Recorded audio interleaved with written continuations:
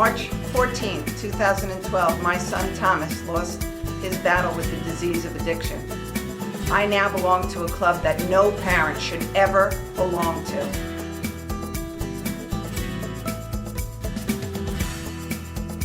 Do you know the signs? Do you know the trends that children are doing in today's world?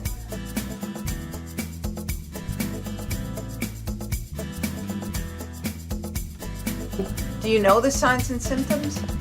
Do you know the signs and symptoms of drug abuse? I want to empower and educate Long Islanders by bringing a force of professionals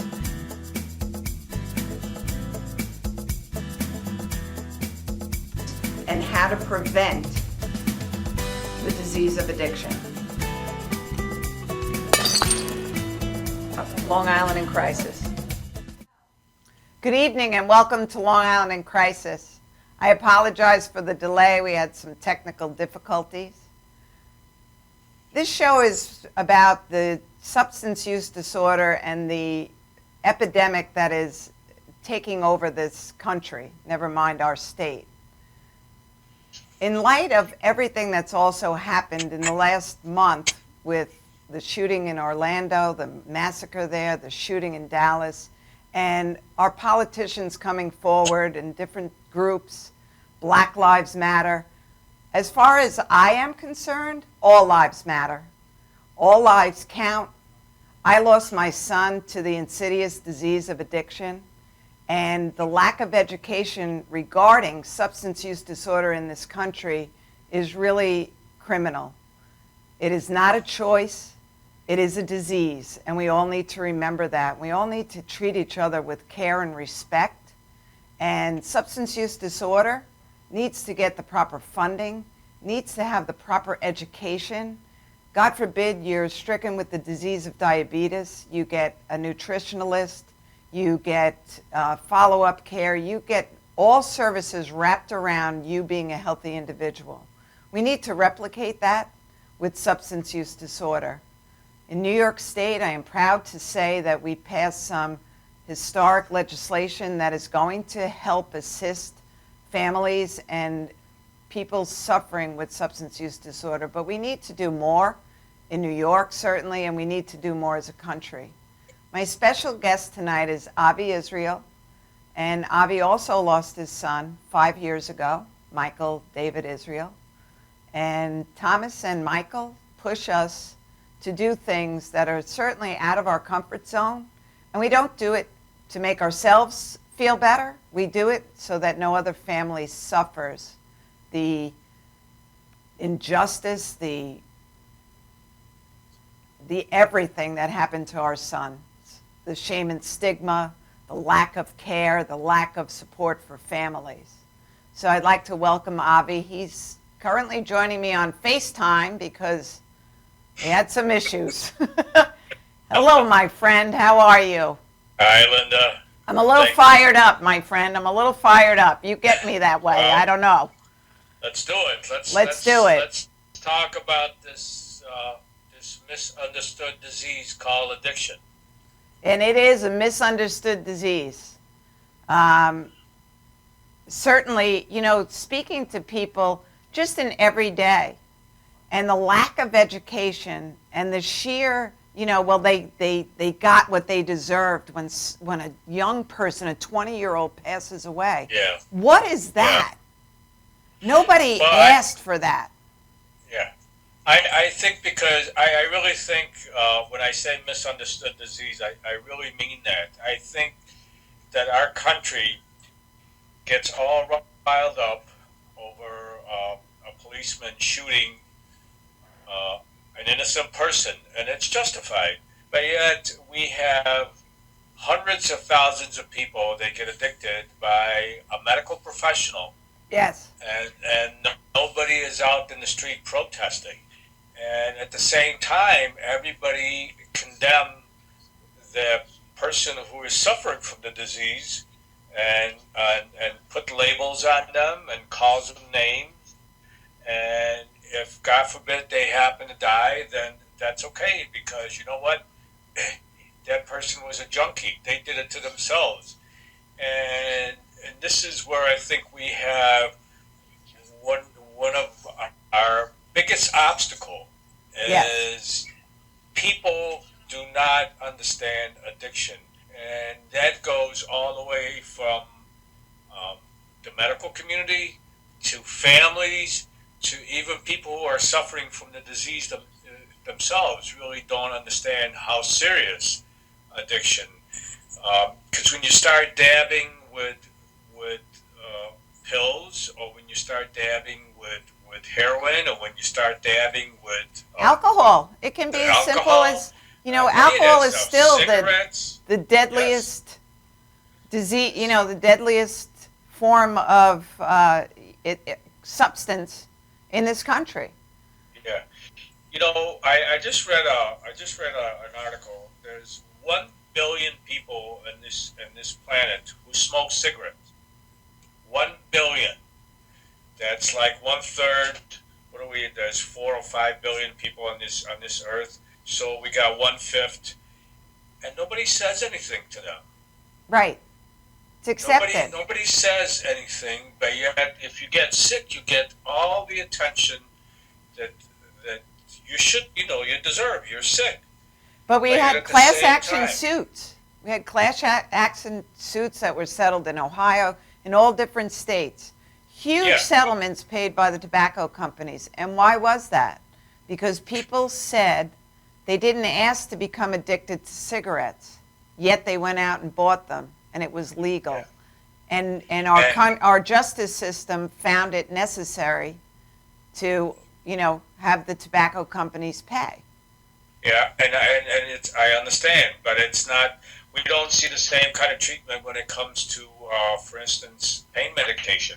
We don't see the same kind of treatment when it comes to benzodiazepine, which is so widely prescribed now that you see more and more kids who are getting So, and addicted to that. that's our Xanax and Valium, and Yeah. those are deadly also to wean yourselves Yes. off of. Those can, Yeah. as like alcohol, can cause seizure disorder, that can cause damage to your body, and you can die from detoxing from them.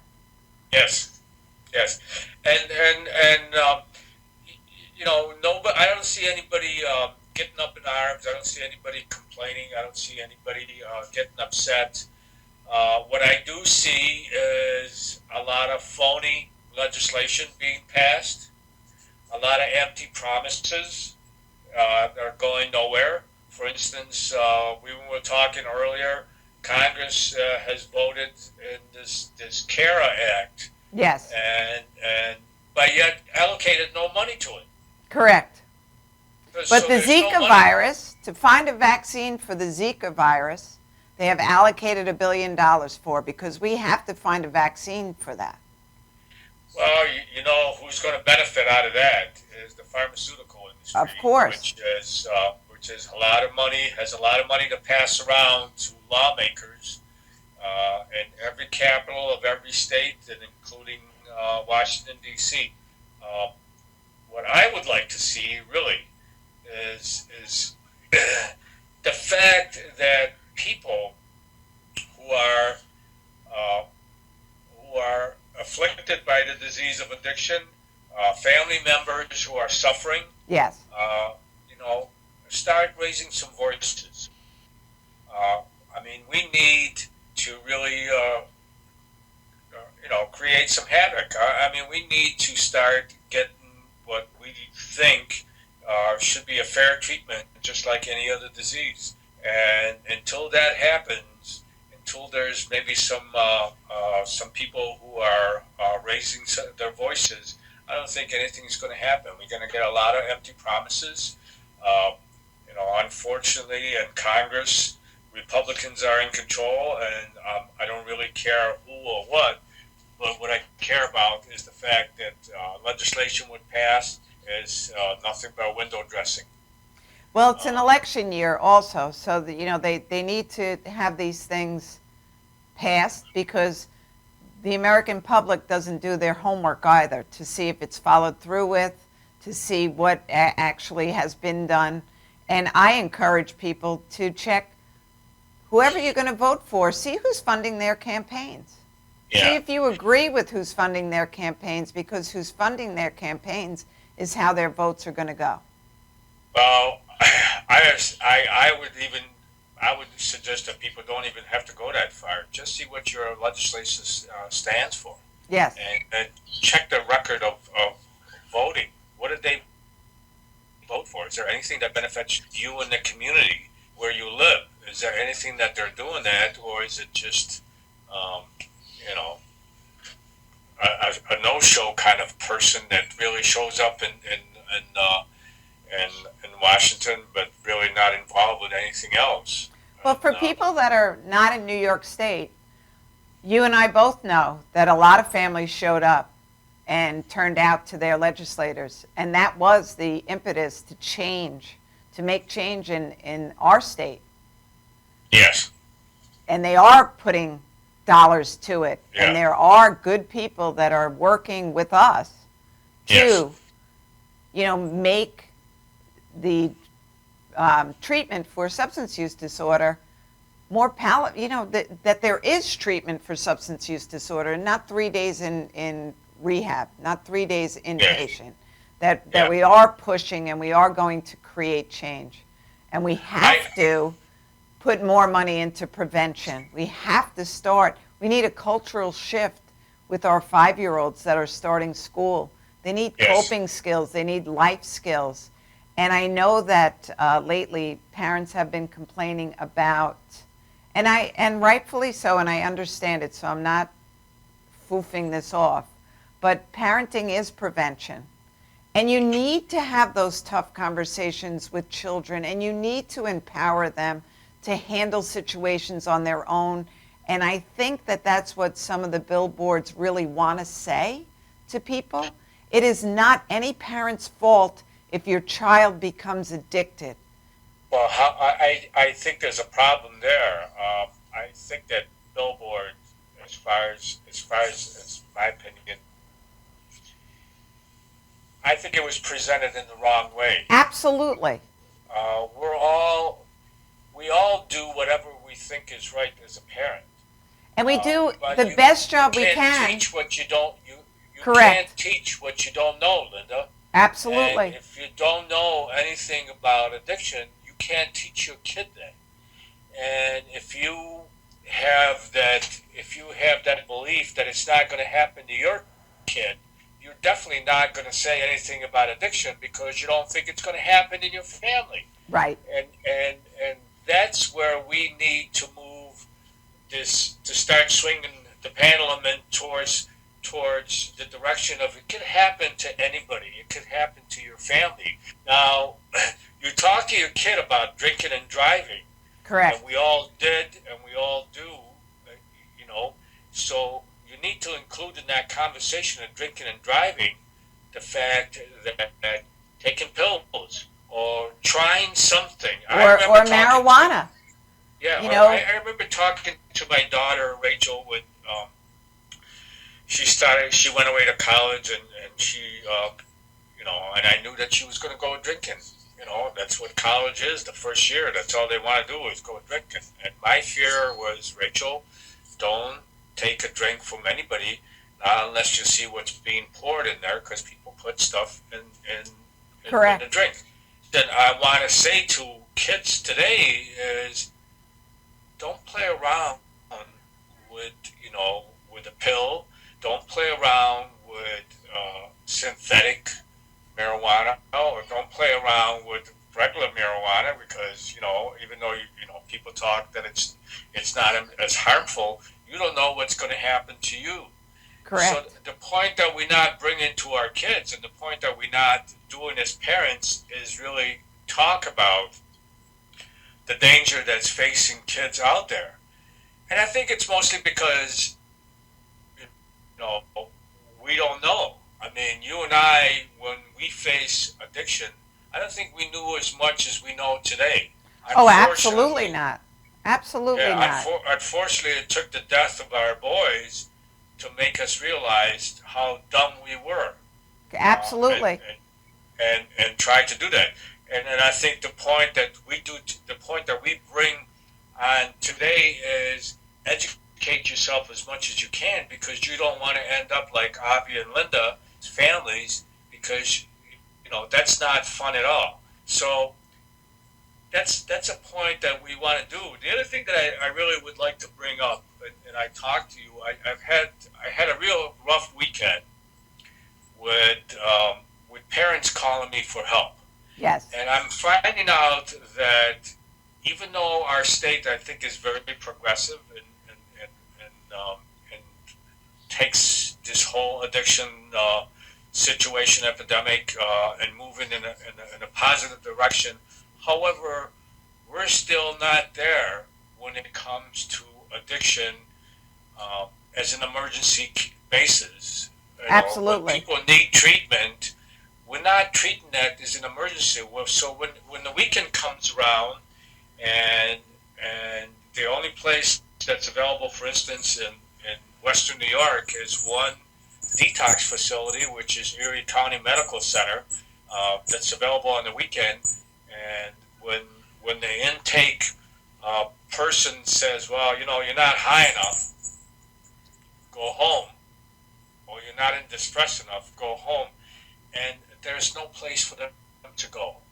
There's no place for them to go. They're finally reaching out for help, and there's no warm hand on the other side saying, right, okay, it is the weekend, but here's our plan for you. This is what we need you to do for the weekend. Mom, dad, or whoever's with that family member, to come up with a plan that's doable, and to have someone on the other end of a phone that if things aren't going the right way, that you have someone to call.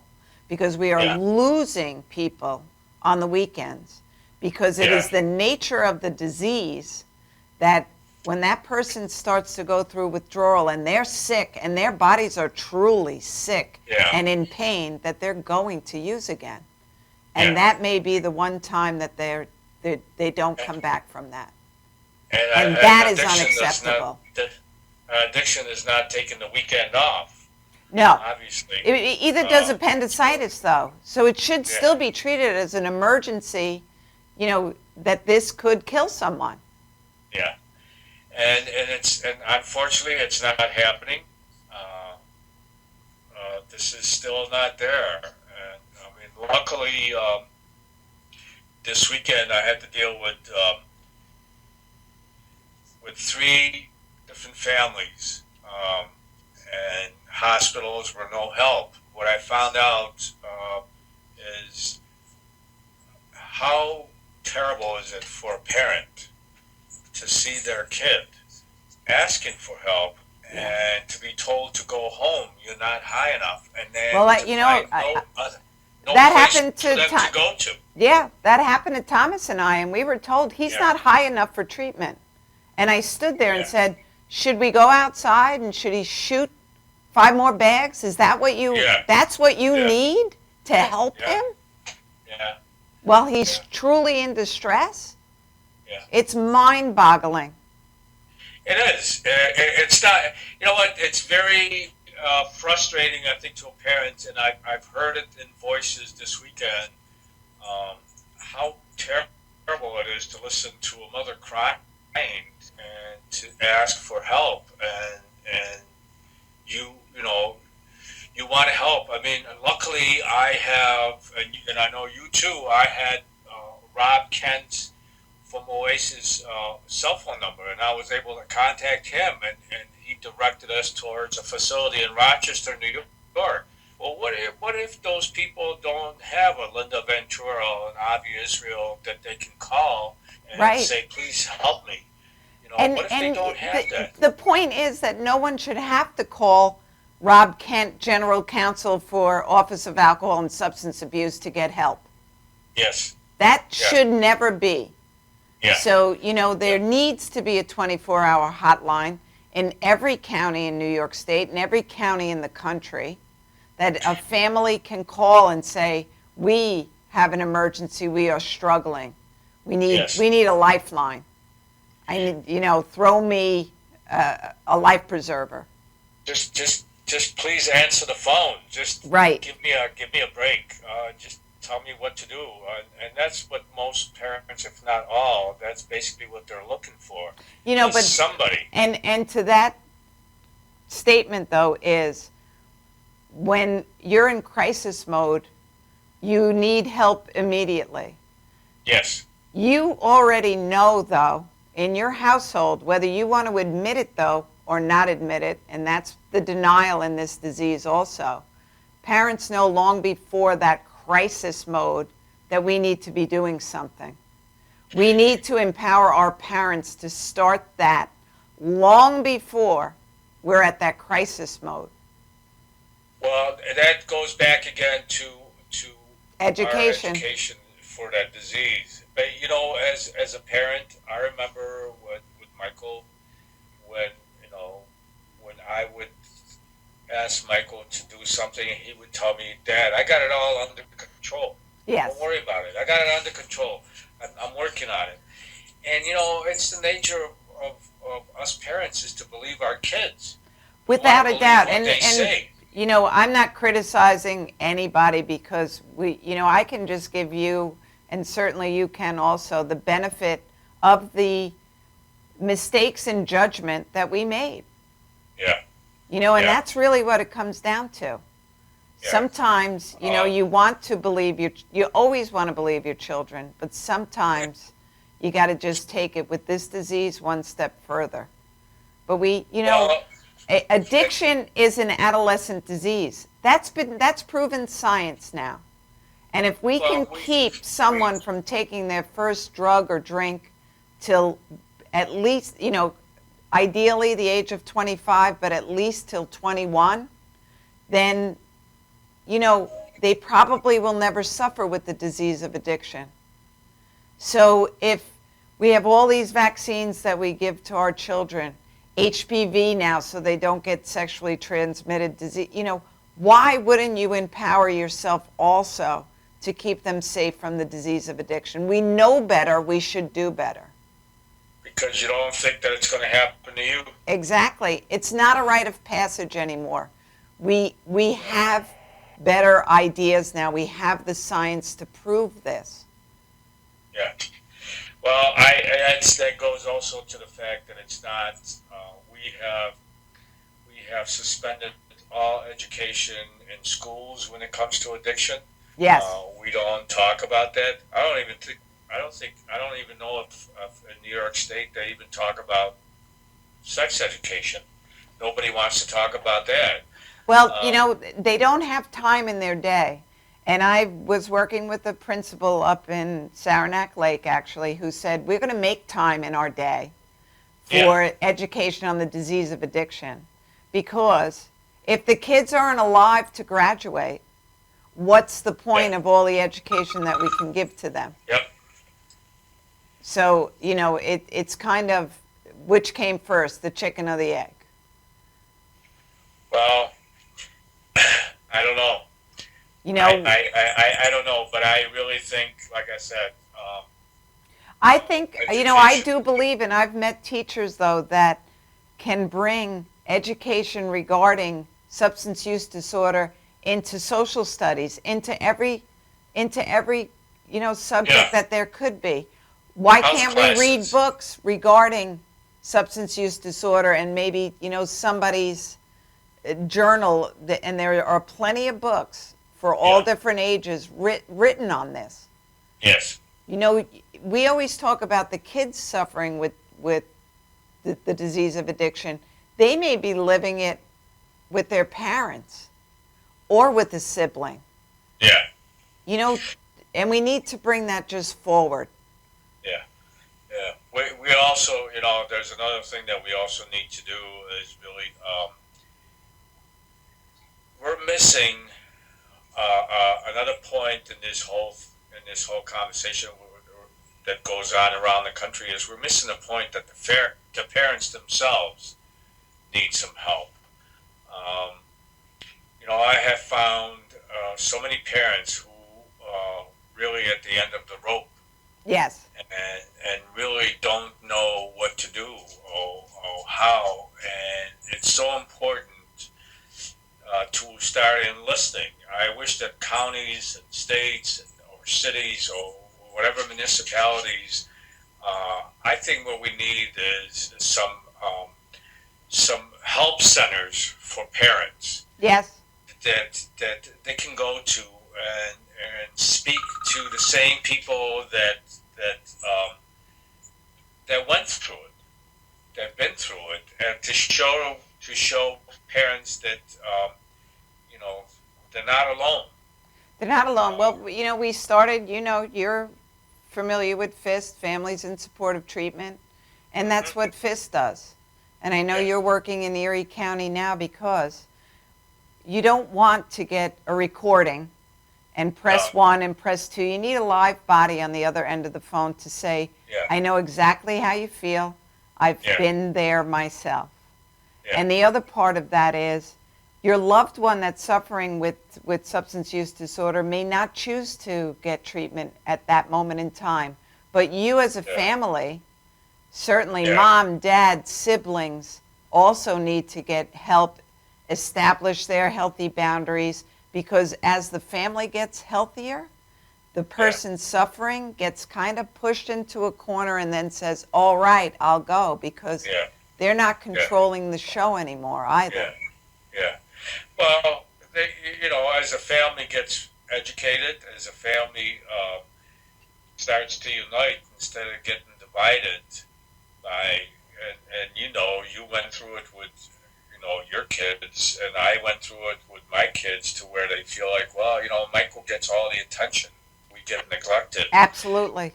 And so the family as a unit need to go for some treatment and need to understand what's going on with a member of the family that is sick, and you see it happening with different diseases, to where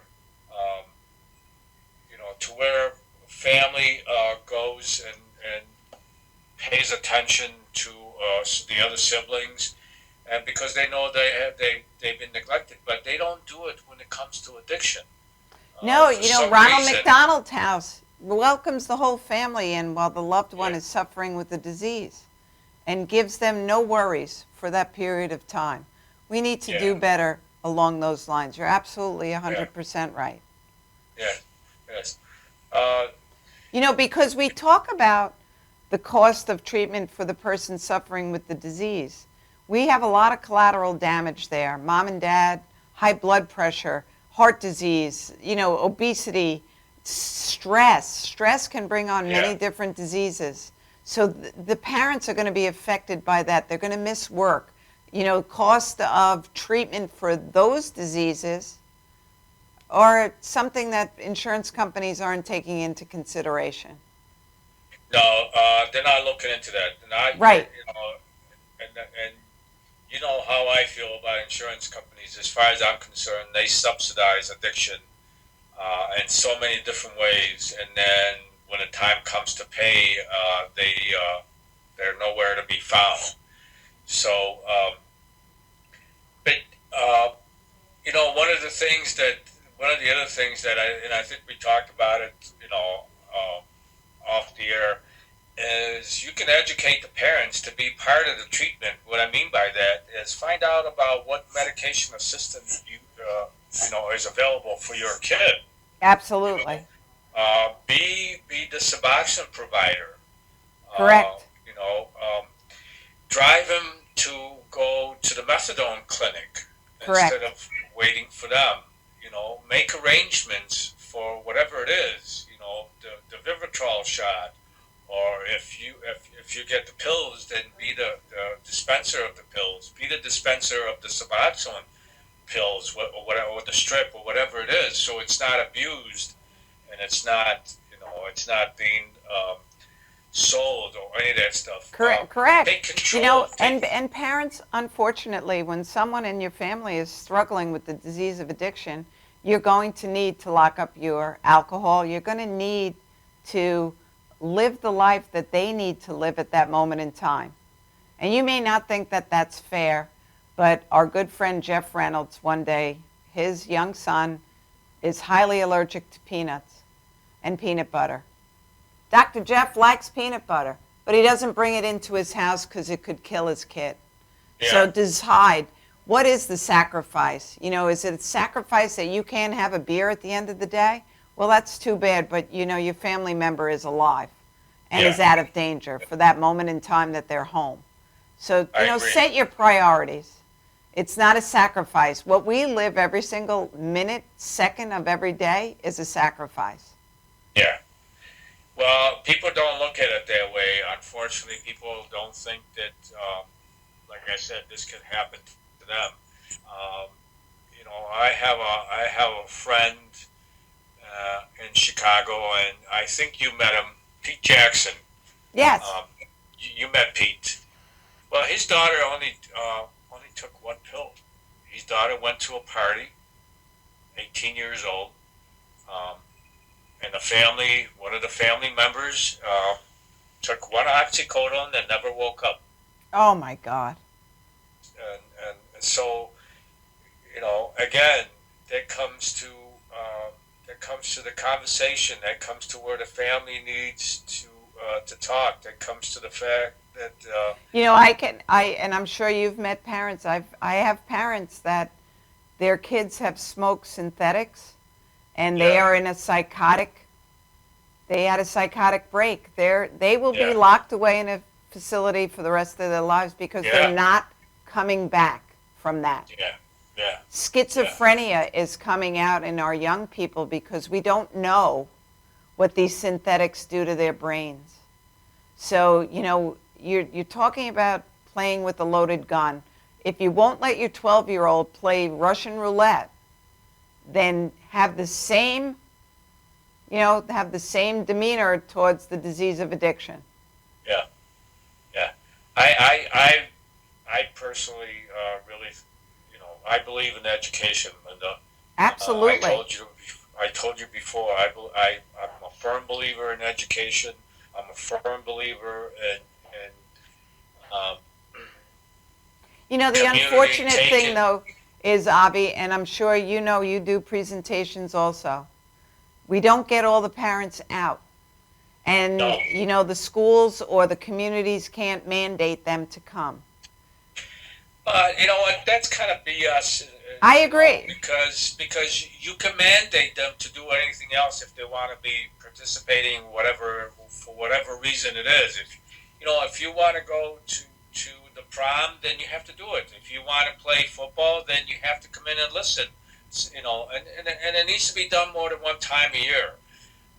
It needs to be a continual. Some of the problems that I run into is some parents get upset when the kids come home and talk about, well, we saw Avi Israel today and his group, and they talk about not to take pills and all of that stuff.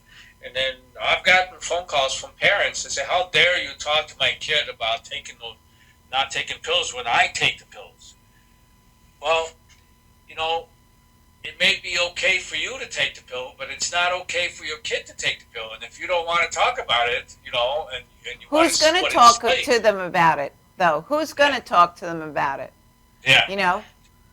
That's so. Yeah, there's a situation in our country now where no one is afraid of medicine. No one really knows very much about addiction, so they don't think it could happen to them. And they're not taking the disease seriously. As far as I'm concerned, it should be taken more seriously than cancer, because in cancer you have time and there's a means to an end, one way or another. In addiction, you're going to go through, you either die or you're going to go through years of misery. Unfortunately, though, and I guess maybe when an alcoholic will take a long time. If you're abusing alcohol, that's a long, slow death. Yeah. In an adolescent, that disease is like wildfire through their brain and their body. And in the matter of a few months and certainly a few short years, your child can be dead. Yeah. And it's the only disease that nobody takes seriously when it comes to adolescents. It's not their choice. My son was not a bad kid. He wasn't, he wasn't from that family, and people can portray that however they want to portray that. However, the threat is real to every child in this country. The threat is real. They say it's 1 in 9, and I think in adolescence, that number goes way down. I think it's more like 1 in 5 will become afflicted with the disease of addiction. Yeah, it's actually here, and we did a little survey here in North Buffalo, and when we were we're actually working on iStop, and trying to get some signatures, and 4 out of 5 homes had problems with addiction. Not just heroin. I'm talking about addiction in general, which is cigarettes, alcohol, and what have you. Well, let's make it real clear to everyone. Addiction doesn't start with heroin. No one chooses heroin as their first drug of choice. It's going to start with a cigarette, a beer, a drink, a joint. That's what it's going to start with, or a pill. Unfortunately, our young athletes may have surgery, may have something, and that may spark their disease to come alive in their brain. So we have to get rid of, the drug is unimportant. The disease is everything. Yeah. And I'm going to say that again. The drug is unimportant because 5 years from now, it may be crack cocaine again. It may be hash. It may, whatever it is, the drug is unimportant. It's the disease. We have this huge problem now with opiates, and that's why it gets all this attention. However, cocaine in the 1980s and 90s killed an awful lot of people. Yeah, and alcohol and a mixture of all that stuff. But like I was saying, 4 out of 5 homes, and this is a middle class to affluent neighborhood. And goes from the middle all the way to the higher end. And when you got 4 out of 5 homes that have a problem with addiction, whether it's cigarette, whether alcohol, whether it's pills or pot or whatever, that's quite a number. Well, the general population doesn't seem to have a problem when it's legalized. So cigarettes are legal, alcohol is legal. So I don't understand why that would make a difference. So is opiates. When you have a prescription, that's legal. Yes. But guess what? If it kills your child, then you're going to have a whole different idea regarding those substances. Not only there's a fear of death. There's there's a person that I've met in Washington, and her son is paralyzed and it's got brain damage. Yeah. Was in a coma for a few years. Unfortunately, we talk about all the deaths, but there are an awful lot of parents that they have their kids are in comas.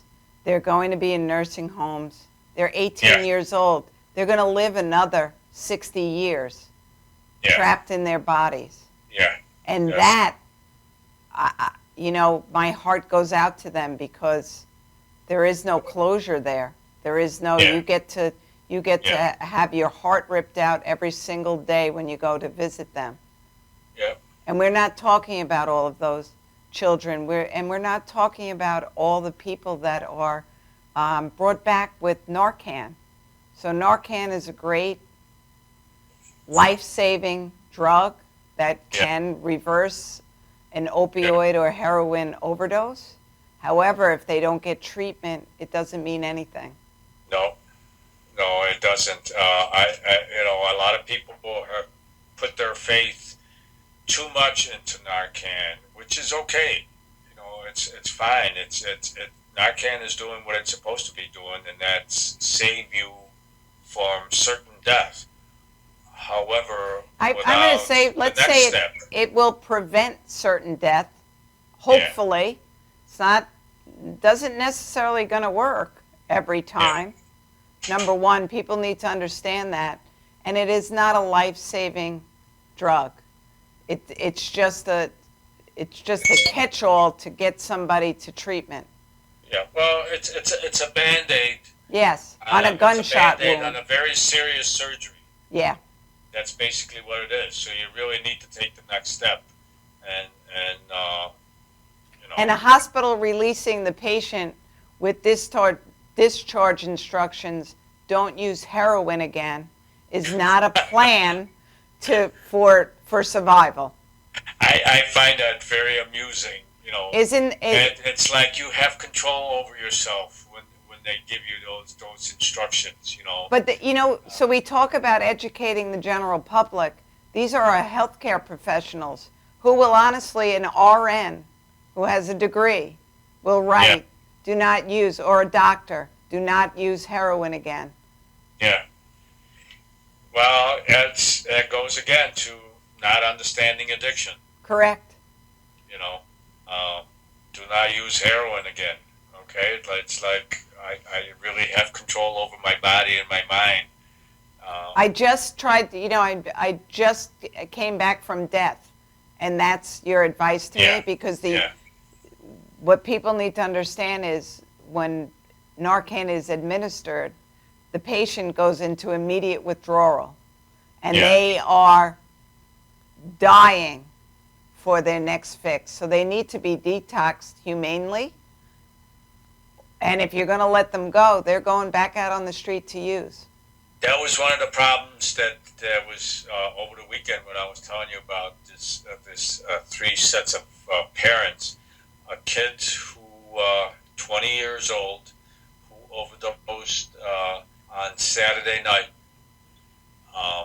and the parents were crying to me on Sunday morning because the hospital was going to release the kid, and I says, you got to stand there and insist that they keep him to make sure that he has no damage or anything else, and put your foot down. And the hospital was, insisted on releasing the kid, and they were like, "Well, we don't know what to do." Well, tell him that are you not signing for his release? He's 20 years old. You're not signing. Not that you have to sign, and tell your kid not to sign anything. And I don't want to go home. I'm afraid to go home. You have to wait until I get to bed. And luckily, I was able to get him into a bed this morning, and the kid was kept in the hospital. Oh, well, thank God he was kept in the hospital because that's truly not usually what happens. No, that's not the And procedure. I don't know. Maybe we got a sympathetic doctor this time that decided to keep him for a couple of days. Maybe the parents had some a good insurance policy. I don't know. I just know that the hospital because was ready to put him out. as well as I do, that's typically not what happens. And No, maybe we need to have more detox centers that can handle, that those 2-3 days after that, and then get them into treatment. We yeah, need to come up with a better system yeah. for getting people into treatment. But that's where I think the 72-hour hold will help. Absolutely. But And the hospital uh, doesn't, we know that. The hospital doesn't want to be the ones that are going to hold them. So we well, need to, I think it has to be. I think it has to be a procedure that's in there. Without, I mean, if most people you tell them, you're going to have to stay here for observation, and you start them on some sort of medication uh, to assist them with the withdrawal, or to help them with the withdrawal, so it's not so severe, and say, let's keep you in here for 72 hours, and while that person is in the hospital for 3 days, start with conversation about moving towards treatment, and we have the numbers that tell you that, treating somebody with Suboxone right away after overdose, and treating him with whatever it is, with social workers and with some kind of conversation with and a works, counselor, and with a they KSAC stay counselor, clean. right? Yeah, yeah, They can start that motivational interviewing to yeah, help them on their path to agreeing to treatment, which yeah, is what you want to do. You're also bringing the family in and making yeah. them aware of how severe the problem is if they're not aware of it already.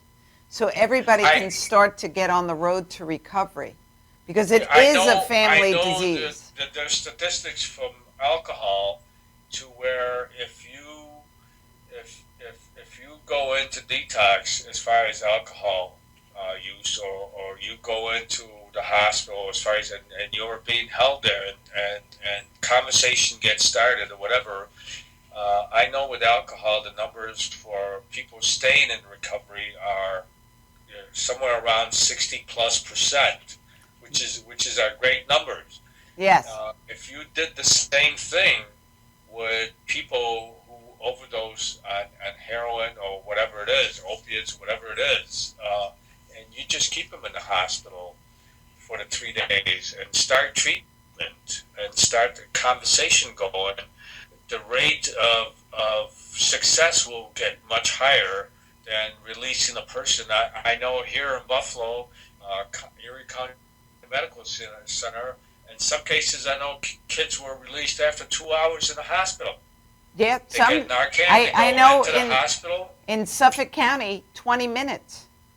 20 minutes, That's Avi. that's that's That's criminal. That's amazing to me. If you had a heart attack, you're not going to go. This is a person that was brought back from death. Yes, it's And criminal. you just let him go, just like that. It's just. I think it's a crime. It is a I crime. really do. It's criminal. There is no doubt in my mind that it's criminal. Yeah. With any other disease, it wouldn't happen. There would be a lawsuit on their hands. Any other disease. Well, they're saying that you can't hold people against their will, and I agree, but at the same time, um, if somebody is crazy and they're threatening suicide or whatever it is, you're not going to let them out. Correct. For the fear of doing harm to themselves or for the fear of doing harm to others. How do you got to treat people overdoses in the same way, because once you get that person in withdrawal, that person is not in the right frame of mind. Do you think that person is just going to go home and go to bed? No. I had a 30-year-old that was calling me over the weekend, and his mother is a nurse. His mother is a nurse at the same hospital, and the hospital.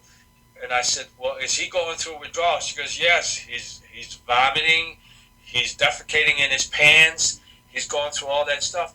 And the hospital said, "Well, you need to go home. You're not serious enough."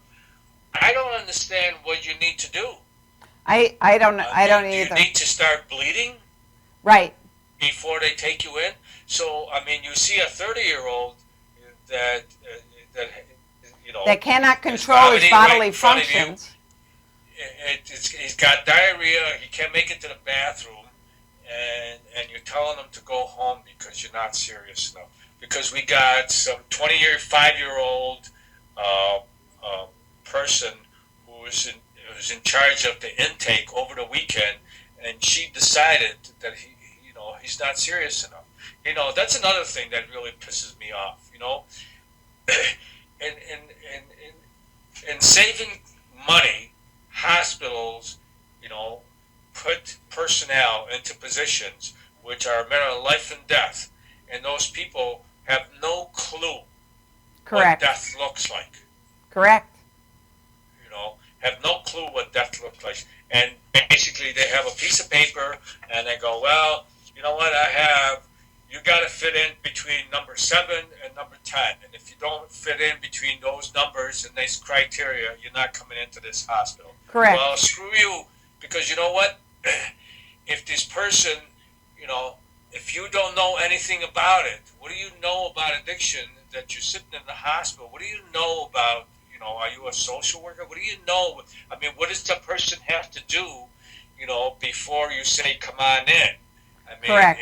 if you're having the runs and vomiting is not a sign of distress, then I don't know what is. And that was another thing that I couldn't believe. The mother is telling me, my son, and she's a nurse in the same hospital. She was a nurse in the same hospital. Yet the hospital discharged the kid. You It's know, it's criminal, is what it is. It's it criminal. is. It is. And the kid went back into using, and I mean, we were trying to. She was trying to find him. As of yesterday, she couldn't find the kid. So she doesn't know where he is, and it's a terrible thing to sit there waiting for that phone call. Waiting for that phone call from, so every unknown number that appears on your phone, your heart Yeah, stops for that yeah, moment in time. yeah, yeah, We've been there, we know. yeah, And yeah. it could be avoided. After that young girl let him in, there were beds available. It's not like the hospital was full. There were beds available. Um, but she decided he didn't fit the criteria, and she let him go. Um, so I can just imagine. I mean, I'm hoping that he showed up and the mother got hold of him, but because she didn't call me today. So, but I did talk to her yesterday, and as of yesterday afternoon, she didn't know where the kid was. It's a horrible So, feeling. It's a horrible yeah, feeling for you too, because I know what it is to put your heart on the line, and your yeah, heart goes to the family, and yeah. it's unfortunate, it's uncalled for, and it shouldn't be tolerated in this country. No, That's for sure.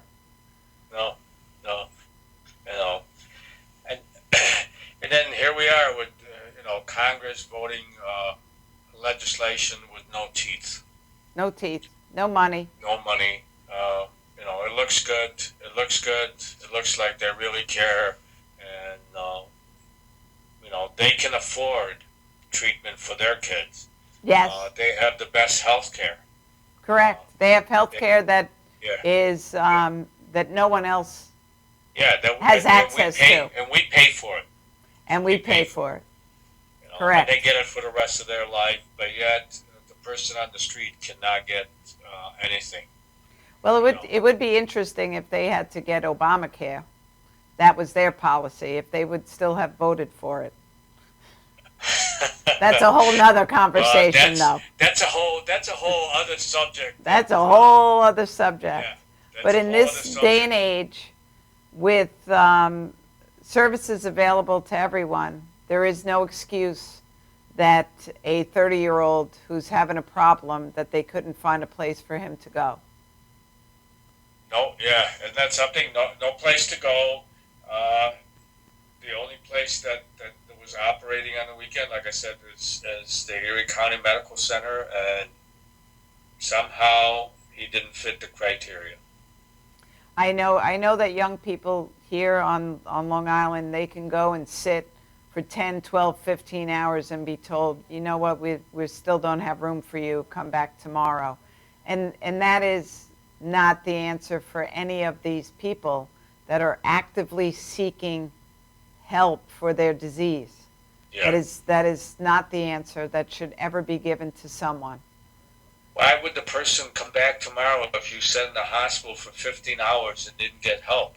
Correct. Oh, so why are you gonna? What are you gonna do? What are you gonna do? Are you gonna go back in the hospital and sit there for another 15 hours to be told there's no bed? The insurance companies, I do believe, actuarially, they'll either not be there insured anymore. That patient will move on to another insurance company. Yeah. They will be cured, or they will be dead. And that's what they count on. Yeah, that's what That's they're what they hoping count for. on. So it's always about not paying the claim. Yeah. And, as parents get educated, they also need to know that they can go to our state attorney general, who is hot on going after insurance companies, hospitals, and anyone else. You should always be filing an appeal, a second appeal, a third appeal, as many as you can, and keep your loved one in treatment, and then file a complaint with the New York State Department of Financial Services and our state's Attorney General, because he will seek justice and he will seek, to right that wrong. Yes. He can't do it without data, though. He needs to have data. He needs to have the case. Yeah. And people, we need to educate about some people that are trying to capitalize on the disease of addiction and trying to earn a very healthy living by sending your loved one out of state, by sending your loved one to a place that may not be suitable for them, because then they're not licensed, they're not educated on how to treat the disease of addiction. So, there's a lot of work to be done in this arena, because unfortunately, there are a lot of people that are looking, like I said, to capitalize on human suffering. Well, it's about money, Linda. It's always about money. Let's face it. It's about follow money the dollar. Yeah, it's always about money when it comes to selling the pills to kids, or prescribing them, to making money on somebody who got injured at work, and or some sort of accident. It's always, there's always an angle. It's always an angle. There's always an angle, and then of course there's the angle of the not providing the treatment. In my son's case, knowing the fact that this kid had medical issues with Crohn's, knowing the fact that this kid at the age of 20 had ileostomy bag, and yet still deny him treatment with a lousy reason that was given, that there was no doctor in the facility for 24 hours at a time. Well, no detox place keeps a doctor on a 24-hour basis. They have doctors on call. They know that, and they make the criteria such that you'll never meet the criteria, so that you will never access that treatment. Yeah. And that's just wrong. And if they give you treatment, it's one of those quick fixes which don't really work for this disease. It's either a 7-day. They figure, well, you're gonna have a 3, 5, 7 day, 10 days detox, and you can go home. You're fine. And the same thing, or the 30 days treatment, and then you go home. You're gonna be fine. It doesn't work for everybody. It doesn't work like that. No, it doesn't. This young kid that overdosed that I was telling you went to treatment for 30 days a few months ago, and came out and overdosed again. Yeah, and they die. Yeah. So and they die. And that's what's happening. Luckily for this kid, he was. They were able to get to him early enough, and he was Narcan and survived. But that was one of the reasons why the kid was asking and begging to stay in the hospital, because he was afraid what he would do if he went out in the street again. And so was his whole family. Yeah. So you talk about anxiety and stress again. The collateral damage on the family, on the parents, on the siblings, on the grandparents, on everyone that's associated with that loved one. Yeah. It's not right. Time lost from work, lack of productivity. It crosses every boundary socially, in every way, shape, or form. And we have to do better. We know better. We have to do better. Well, we have to educate about this disease. We have, it's like I said, it's a misunderstood disease. it's a family dilemma. Do I come out and tell people that my kid is an Yes. addict, or do I just keep quiet? You know, well, I would say to those parents, if you don't come out and say something, there's a very good chance that you're not going to have that kid. We believe it or not, we're done. Again, the show always goes so fast. I loved speaking with you, and I think, I guess our final plea for today is just that. It's a very misunderstood disease. It Yeah. can happen to your family. It is happening to your family, whether you want to admit it or not. Educate yourself, empower yourself, and come out. There are other parents just like you, and if communities band together, we can really start Yes. to raise, we can get through this in Yes. such a, just care about your next door neighbor. Just care about each other. Yeah. All lives matter. I don't want to hear all these things anymore from anybody. All lives matter. All lives matter. That's All right. lives matter. Yeah. And the only thing I would add to that, Linda, if you see something and you know something, say something.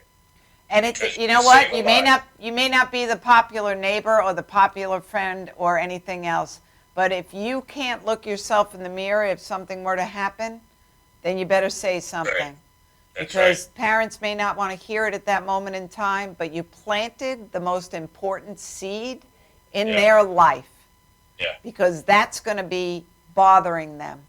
Yeah. It will fester, it will grow, and they will start to confront it at some point in time. Yeah. You don't need to be popular. You just need to help somebody keep their family members alive. One more thing, Linda, before we go, is for parents who want to get educated, and I know you're part of that, the kitchen tool. Yes, The Talk kitchen to table. Prevent. Talk to Prevent. Go to New York State Department of Alcohol and Substance Abuse. Right on their website, Talk to Prevent, the kitchen toolkit. We can get that into Boy Scouts, Girl Scouts, Right. kindergarten. We can start to have these conversations age appropriate. That doesn't mean you're talking to your kids about drugs and alcohol. It means you're talking to them about life skills, about coping skills. So that needs to be made very clear. We're not talking to them about subjects that that a 5-year-old can't understand. It's age Right. appropriate for everybody at that moment in time. Right. So yes, we have a lot of work to do, my friend. I'm with you. Have a great night. You I'll too. talk to you tomorrow. Okay. And I want to thank everyone for joining us this evening. I look forward to seeing you next week. You see something, say something. That goes with everything, especially our young population. It does take a community to raise a child.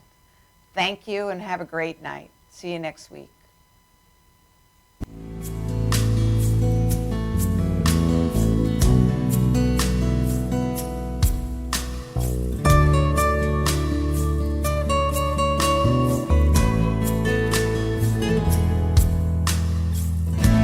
Another dark hotel room, musty